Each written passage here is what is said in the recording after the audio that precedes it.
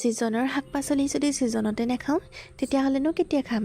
সেয়েহে মই আজি প্ৰিপেয়াৰ কৰা মোৰ আছামিজ হেল্ডি গ্ৰীণ থালিখন আপোনালোকৰ লগত শ্বেয়াৰ কৰিলোঁ, যিহেতু এইখন মোৰ খুবেই প্ৰিয়।